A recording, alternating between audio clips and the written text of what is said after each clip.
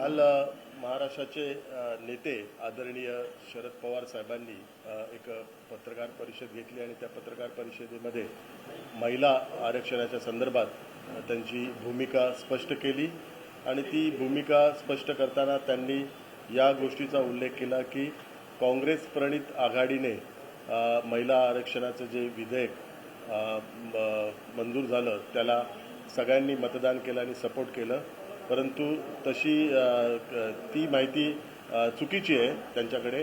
कारण तो महिला विधेयक ज्यावेळी येणार होतं आणि संसदेचं जे एक विशेष अधिवेशन 18 ते 22ला ज्यावेळी घोषित झालं त्यावेळी शिवसेनेचा गटनेता या नात्याने मी सर्व शिवसेनेच्या खासदारांना एक व्हीप जारी केला होता आणि 18 ते 22 हे विशेष अधिवेशन आहे आणि या विशेष अधिवेशनात राष्ट्राच्या दृष्टिकोनातून, देशाच्या दृष्टिकोनातून आणि देशातील समाज घटकातून महिला असतील, इतर समाज जे घटक आहेत त्यांच्या दृष्टिकोनातून अत्यंत महत्त्वाचे बिल केंद्र सरकारच्या माध्यमातून येऊ शकतात आणि त्या बिलाच्या समर्थनार्थ शिवसेनेच्या सर्व खासदारांनी या विशेष अधिवेशनाला उपस्थित राहावं असा व्हीप आम्ही जारी करण्यात आला होता.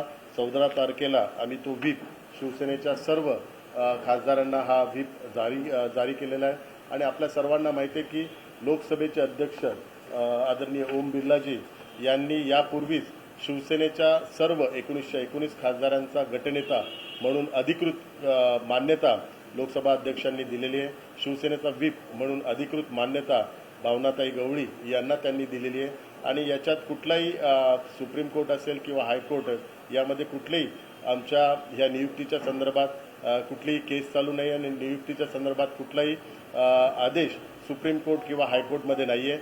त्यामुळे माननीय लोकसभा अध्यक्षांनी जी आमची नियुक्ती व्हीप आणि गटनेता म्हणून केलेली आहे ती अधिकृत आहे आणि म्हणून ज्या वेळी लोकसभेचं अधिवेशन असतं त्यावेळी राष्ट्राच्या दृष्टिकोनातून, पक्षाच्या ध्येय धोरणाच्या दृष्टिकोनातून आणि माननीय मुख्यमंत्री एकनाथ शिंदे साहेब जे शिवसेनेचे मुख्य नेते आहेत त्यांच्या आदेशानुसार आम्ही हा व्हीप जारी करतो आणि त्यानुसारच 18 ते 22 या तारखेकरता आम्ही हा व्हीप जारी केला होता.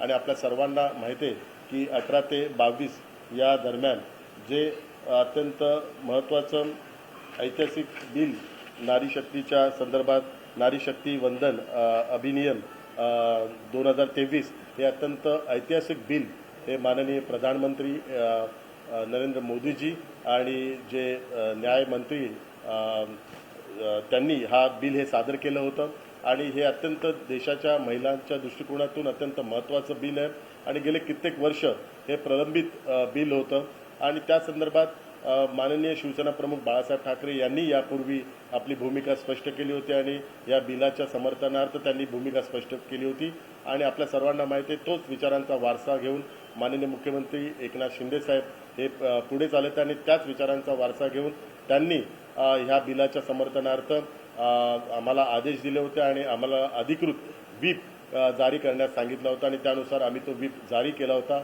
परंतु दुर्दैवाने आणि महाराष्ट्राच्या जनतेच्या दृष्टिकोनातून आणि महाराष्ट्रातील महिलांच्या दृष्टिकोनातून जो महाराष्ट्र पुरोगामी महाराष्ट्र म्हणून ओळखला जातो, जो महाराष्ट्र शाहू आंबेडकर यांच्या विचारांचा महाराष्ट्र आहे, छत्रपती शिवाजी महाराजांना आदर्श मानणारा महाराष्ट्र आणि त्याच महाराष्ट्रातील खासदारांनी या विधेयकाच्या वेळी अनुपस्थिती दाखवली आणि जे मतदानात सहभाग घ्यायला पाहिजे तो मतदानात सहभाग घेतला नाही, ही एक अत्यंत दुर्दैवी आणि निंदनीय गोष्ट आहे.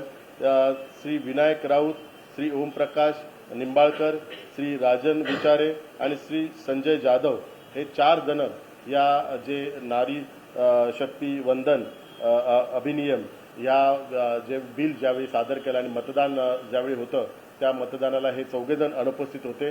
म्हणून शिवसेना पक्षातर्फे आम्ही त्यांच्यावर आता कायदेशीर कारवाई करणार आहे कारण ही शिवसेनेच्या पक्षाच्या दृष्टिकोनातून पण अत्यंत निंदनीय गोष्ट आहे, तसंच महाराष्ट्राच्या दृष्टिकोनातून पण अत्यंत निंदनीय गोष्ट आहे. आणि काल माननीय आदरणीय शरद पवार साहेबांनी सांगितलं की काँग्रेस प्रणित सर्व खासदारांनी याला सपोर्ट केला, त्यामुळे त्यांनी महाराष्ट्राच्या जनतेला पण ती चुकीची माहिती दिली कारण ह्या 4 खासदारांनी त्या ठिकाणी मतदान केलं नाही. आणि दुर्दैवाची गोष्ट म्हणजे यातील 2 खासदार जे ओमराजे निंबाळकर आणि बंडू जाधव हे स्वतः त्यावेळी दिल्लीत उपस्थित होते, परंतु मतदानाच्या वेळी ते आले नाही आहेत. त्यामुळे हा खरा चेहरा उद्धव बाळासाहेब ठाकरे यांचा गटाचा हा दिसून येतो आहे.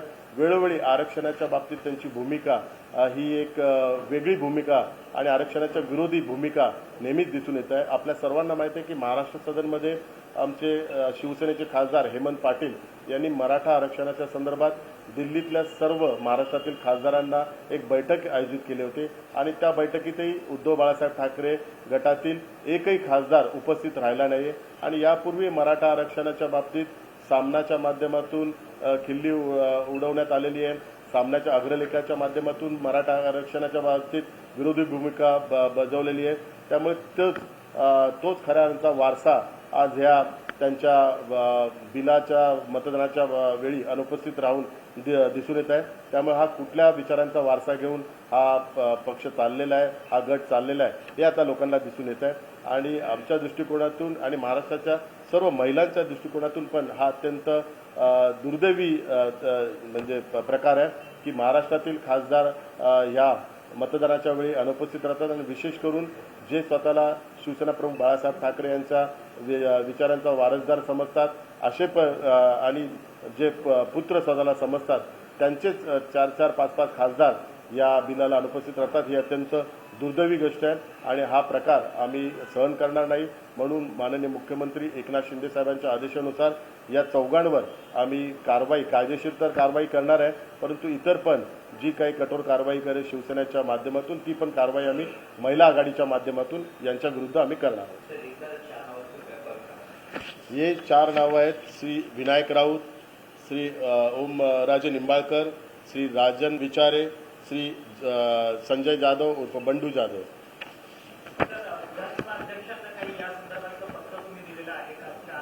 नाही, याच्यात विधानसभा नाही, यात लोकसभा अध्यक्षांना यापूर्वीच आम्ही पत्र दिलेलं आहे आणि ही कायदेशीर प्रक्रिया आहे. लोकसभा अध्यक्षांबरोबरच आमचे जे वकील आहेत त्यांनी आता ही कायदेशीर प्रक्रिया चालू केलेली आहे, कारण 2 दिवस आम्ही ह्या सर्व कायदेशीर प्रक्रिया करत होतो. त्यामुळे आज ही अधिकृत आम्ही प्रेस कॉन्फरन्सच्या माध्यमातून घोषणा करत आहोत की हा खऱ्या अर्थाने महाराष्ट्रातील महिलांचा अपमान आहे. ज्या महिलांच्या मतदानाच्या माध्यमातून हे 4ही खासदार निवडून आलेले आहेत तर त्यांनी त्यांचा तो मतदानाचा पण अपमान केलेला आहे. म्हणून याचा शिवसेनेच्या माध्यमातून तर आम्ही कारवाई करूच, परंतु इतरही महाराष्ट्रातील जनतेने पण याची नोंद घ्यावी आणि विशेष करून महाराष्ट्रातील महिलांनी पण नोंद घ्यावी आणि विशेष करून जे आदरणीय वरिष्ठ नेते शरद पवार साहेब यांनी पण नोंद घ्यावी की कारण त्यांचाच सहकारी पक्ष, त्यांचाच अलायन्स पार्टनर हाच मतदानाला अनुपस्थित आहेत आणि अशावेळी त्याची योग्य ती माहिती न घेता काल प्रेस कॉन्फरन्सच्या माध्यमातून त्यांनी जे सांगितलं की काँग्रेस प्रणित सगळ्यांनी सपोर्ट केलेला आहे, तर काँग्रेस प्रणित आघाडीतील सदस्यांनी सपोर्ट केलेला नाही. त्यातलं हे 4 जणांचं उदाहरण आहे.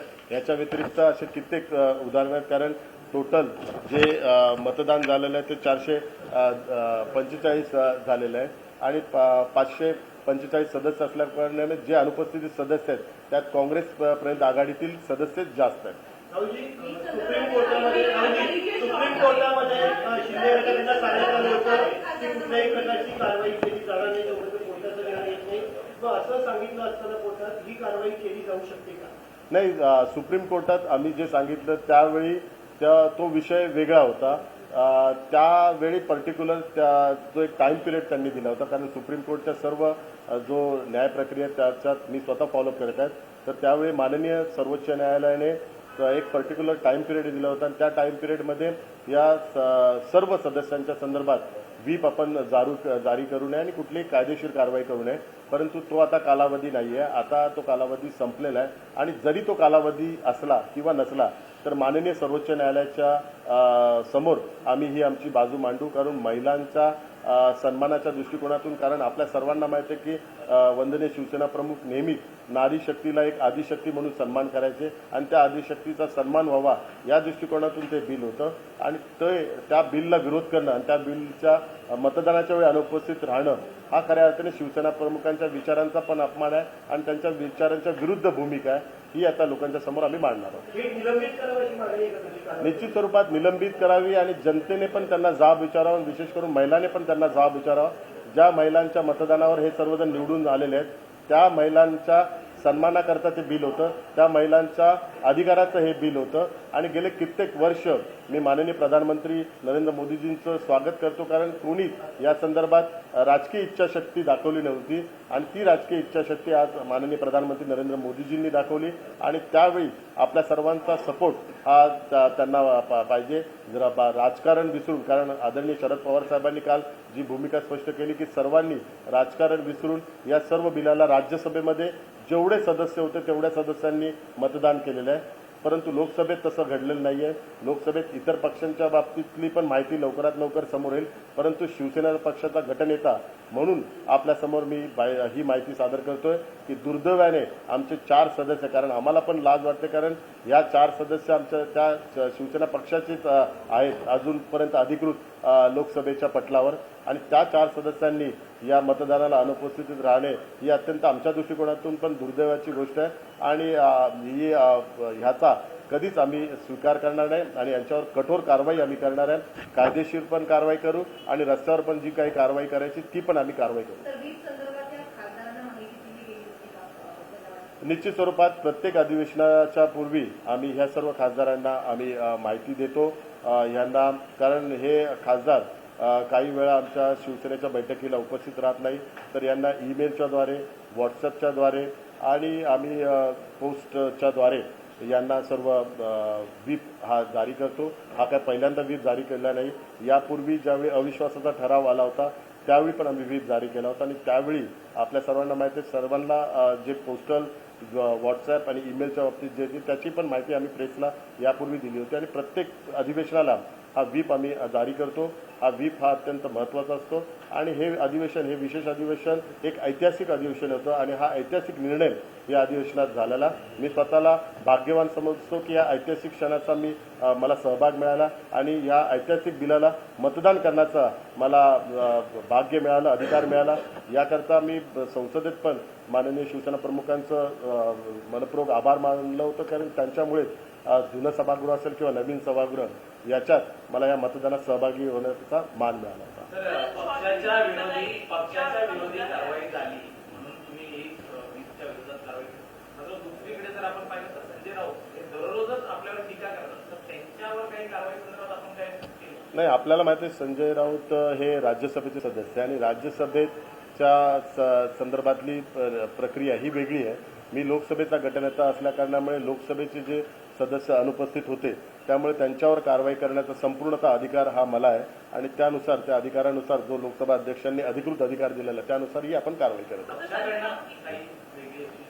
नाही, पक्षाकडून वेगळी कारवाई आपल्याला माहिती आहे की शिवसेना पक्ष हा ज्यावेळी कोणी पक्षविरोधी भूमिका घेत असेल किंवा विशेष करून महिलांच्या बाबतीत हे करत असेल तर त्याची कारवाई आमची महिला आघाडी त्याचं उत्तर देतील.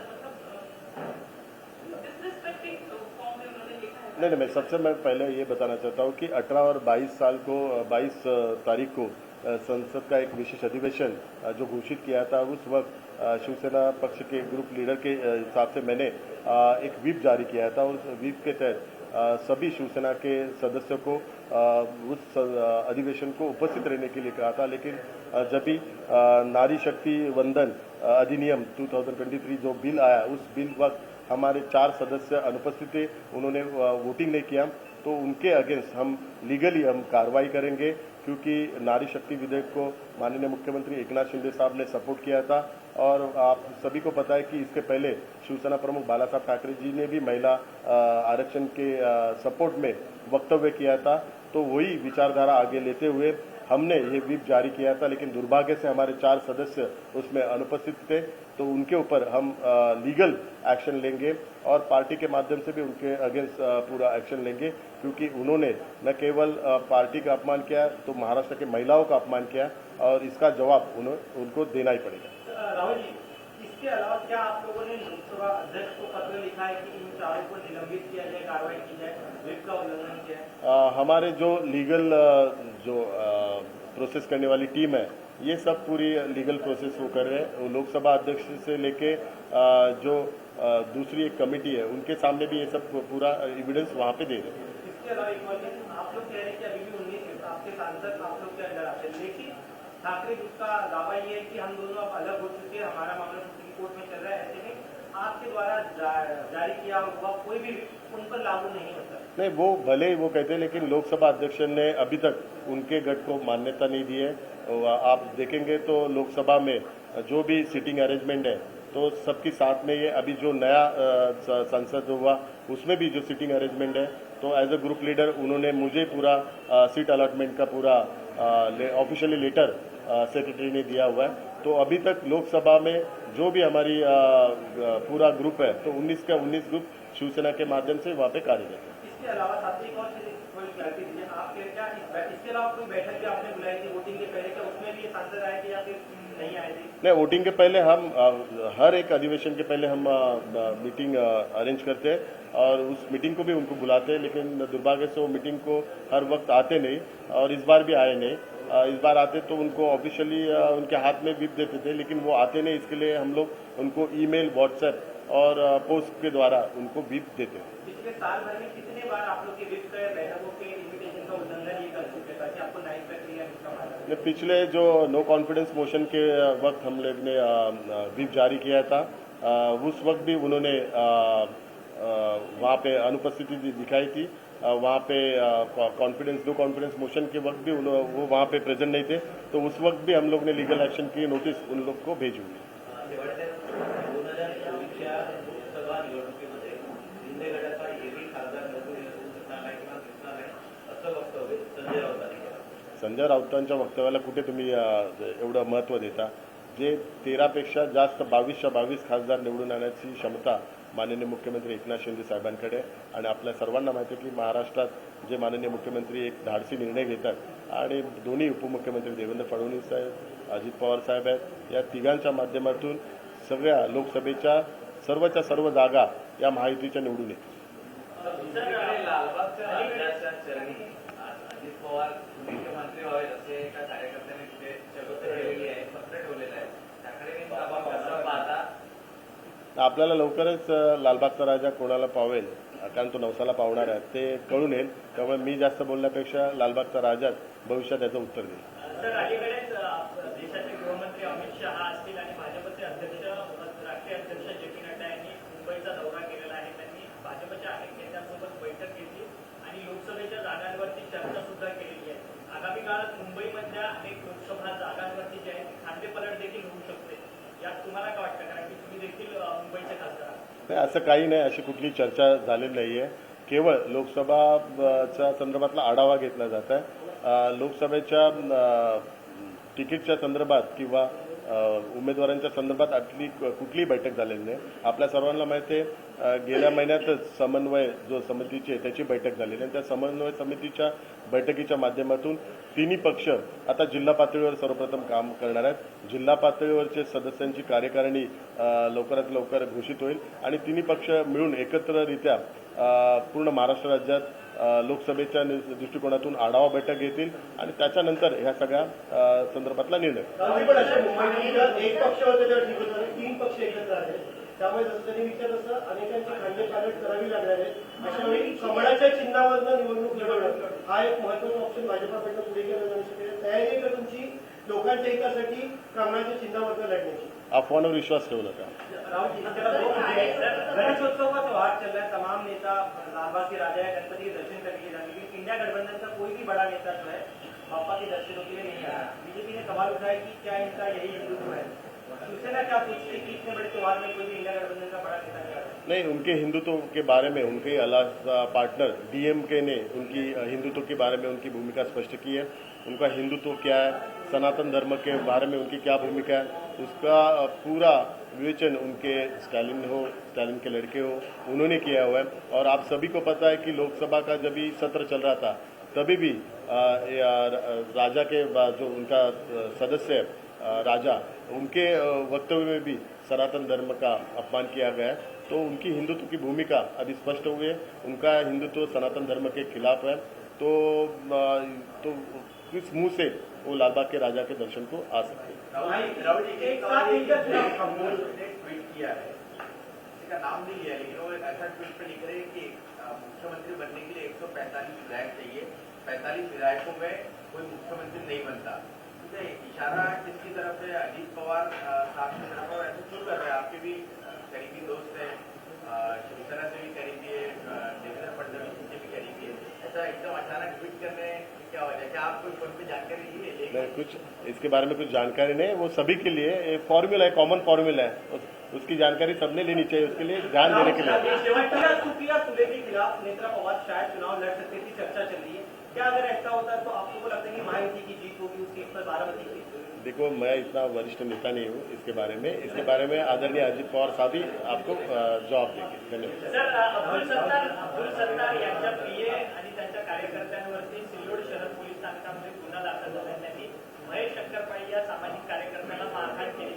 सातत्याने शिवसेनेच्या आमदारांवरती गुन्हे दाखल होताना आपल्याला पाहायला मिळतात। संतोष बांगर असतील, आता अब्दुल सत्तार असतील, स्वतः मंत्री महोदय आहेत, यांना सगळ्यांना पक्षाकडनं काही समज वगैरे देण्यात येईल का? काही नाही, या विषयासंदर्भात मला माहिती नाही आहे, पण माननीय मुख्यमंत्री एकनाथ शिंदे साहेबांनी सर्व आमदारांनी सर्व मंत्र्यांना सूचना केलेल्या आहेत की अशा प्रकारच्या कुठल्याही घटना महाराष्ट्रात घडू नये आणि जनतेला त्रास होणार आणि पक्षाची प्रतिमा खराब होईल असं कुठलंही वक्तव्य किंवा घटना करू नये अशा सूचना यापूर्वीच दिलेल्या आहेत। परंतु आपण जे गोष्टीचा उल्लेख करतात त्याची माहिती माझ्याकडे नाही आहे, योग्य ती माहिती घेऊन त्याचं उत्तर मी देऊ शकतो। धन्यवाद।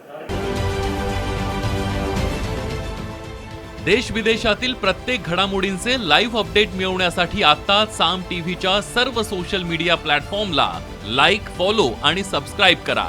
तसंच सर्व नोटिफिकेशनसाठी बेल आयकॉन प्रेस करायला विसरू नका।